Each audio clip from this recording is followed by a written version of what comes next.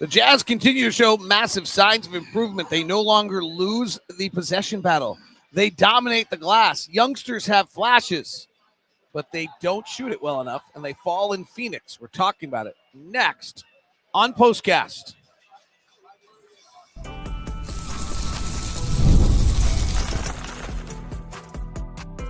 You are Locked On Jazz, your daily podcast on the Utah Jazz. Part of the Locked On Podcast Network, your team every day. David Locke along with Ron Boone. We're just chilling back here in Phoenix. Jazz fall tonight to the Phoenix Suns. The final score is 114-106. Some interesting things to this ball game. And Ron, I think one of the more interesting ones to me is that if you told me the Jazz were going to shoot 9 of 42 from three, so they took their usual about 40% of their shots as threes, which is great, and they only went 9 of 42, I would have been like, oh, dear goodness, what are we talking about? Like, we better start talking about the Waste Management Open and whether we're going to go on that Thursday or Friday when we're here next time, when it's going on, and are we going to fight the crowds? Is it worth it? Like, what are we talking about? And instead, the Jazz, I don't think Phoenix ever thought they would lose this game, but the Jazz were certainly like that fly that is around that you just can't get rid of. It's not actually bothering you or taking a bite out of you or leaving a mark, but it's just annoying you.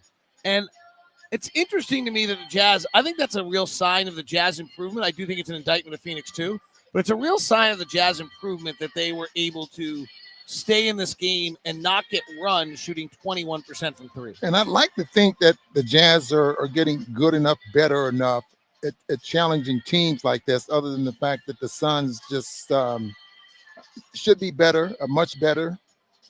So I'd like to look at it that way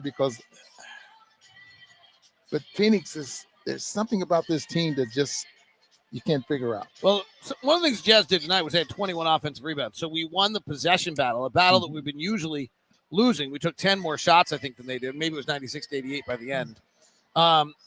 And neither team went to the free throw line very much in this game. Jazz usually go to the free throw line a lot. Actually, so does Phoenix. So interesting that neither team went to the line a lot tonight. But I think that's the answer. The first answer is the Jazz were so dominant on the glass. I mean, Jusuf Nurkic does not play tonight. He's CDD. Not get off the bench. He is literally out of the rotation here for the Phoenix Suns. They benched him, and now he's out of the rotation.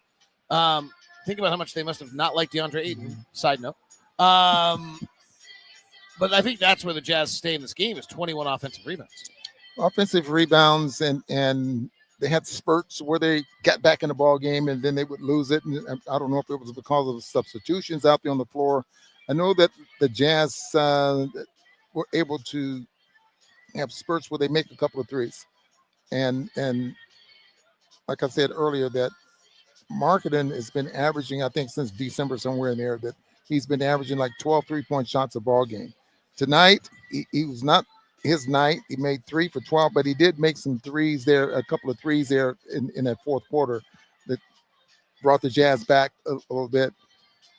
But the 3-point shot is, I hate to agree with you on some things, but that 3-point shot is so valuable. It can get you back in ball games, or you can separate yourself in games, and the Jazz just didn't have it tonight. Well, this game, really, the difference in this game, Jazz kind of are pecking away, staying close, and then Grayson Allen hits 3 straight threes for Phoenix. That swung the game tonight. Yeah, I totally agree with that. I thought the other one that Jazz did is in the first half, Phoenix has an offensive rating of a 142, which is really incredible. It was in the 99th percentile of all offenses.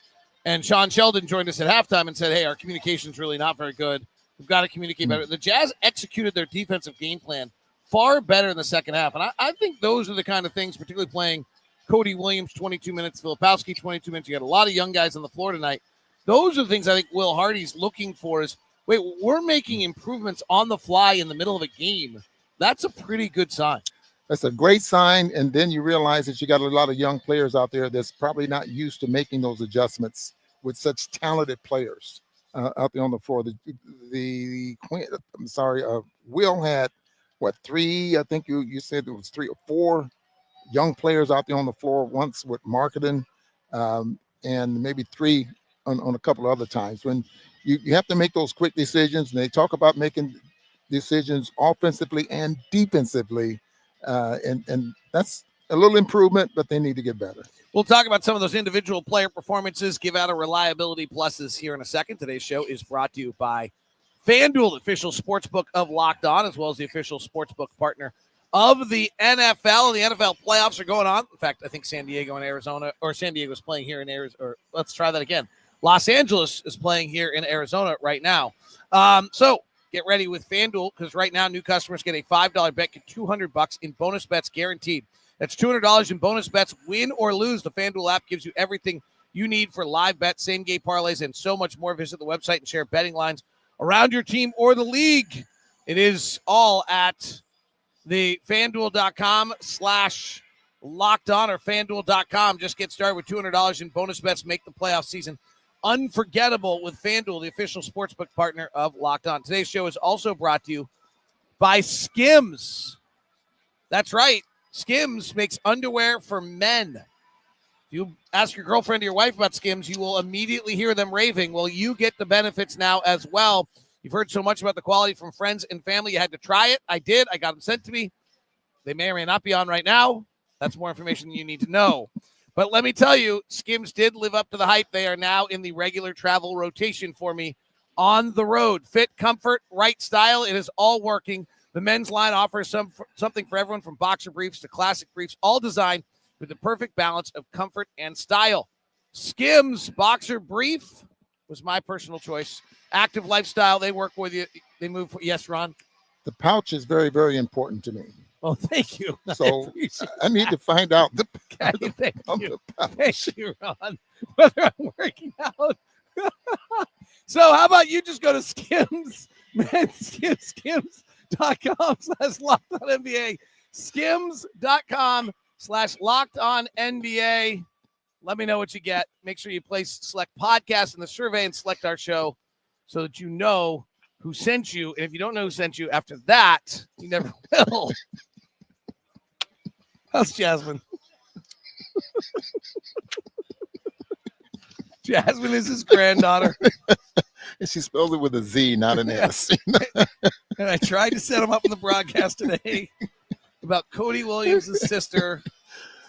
And he goes, boy. I got a granddaughter named. Never mind. We've only worked together for are we 16 years now? 16 at least. Still, we don't and always. Counting. Yeah.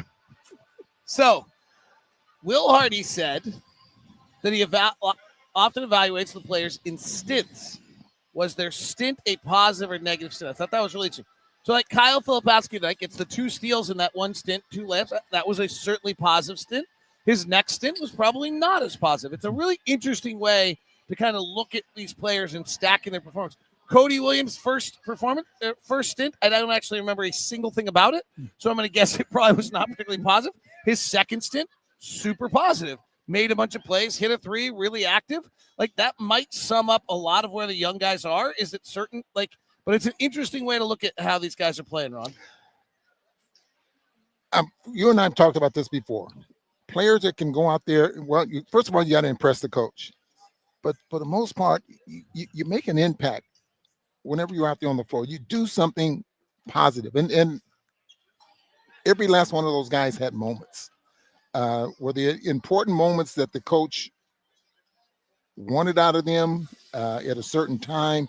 That's something we'll have to talk to Will about. But I thought every last one of those guys had their moments during the game. But I guess what I'm looking at is more of a, if they're going to be out there 10 minutes, it was the 10 minutes of good work. Did you hear Spoelstra's comment the other night?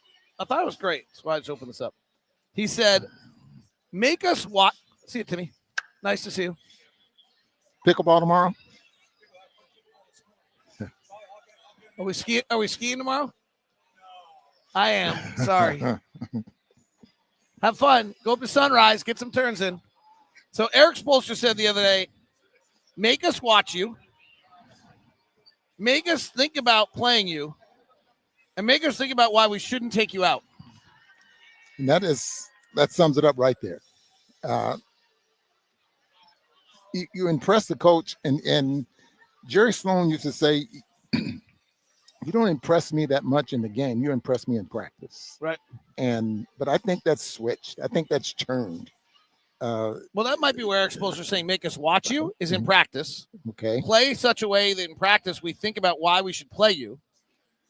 And then when you're out on the floor, make us think about why we should don't want to take you out. Yes. It's an interesting way to play. It's an interesting concept in there. All right. Who are your reliability pluses tonight, Rob? I need to find out one thing about Mahalik.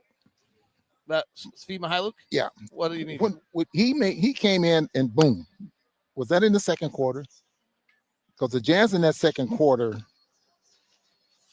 was only outscored by 4, 5 in that second quarter. And that's when he came in and, well, no, he had. Your book keeps this better than mine. Where he had 5 points in the first quarter, ended up with 9. Here are his by-quarter numbers today. He's 2 for 5 in the first quarter with 5 points, played 4 minutes.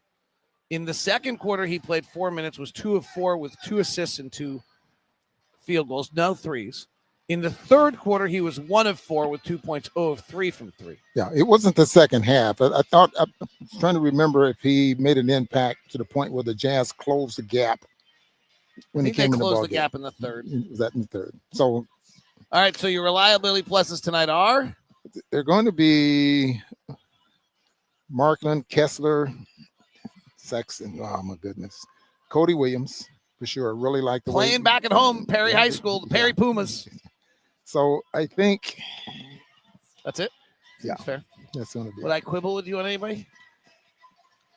You can, but it won't do you any good. But that's true. I was pretty soft. I was pretty soft for Isaiah Collier the other day. Yeah, no, nobody else. Yeah. We went 9 of 42 from 3 in a 3-point shooting league. You got to make shots. Got to make shots. Yeah. All right. That is Locked on Jazz's postcast tonight. We'll be back with you tomorrow. Jazz against Brooklyn. 6 o'clock game. Make sure you join us. Was that 6:10 is our bus? Is that what you're telling me? Yeah. Okay, thanks. Make sure you that was Ron telling me to shut up. We got to go. Okay. That's what that was. See ya. Talk to you later. Time for me to go. 6:10 bus. See ya. Adios. We send you to go check out Locked on NBA game night at the end of every broadcast. See you, or at the end of every game. See you later. Bye.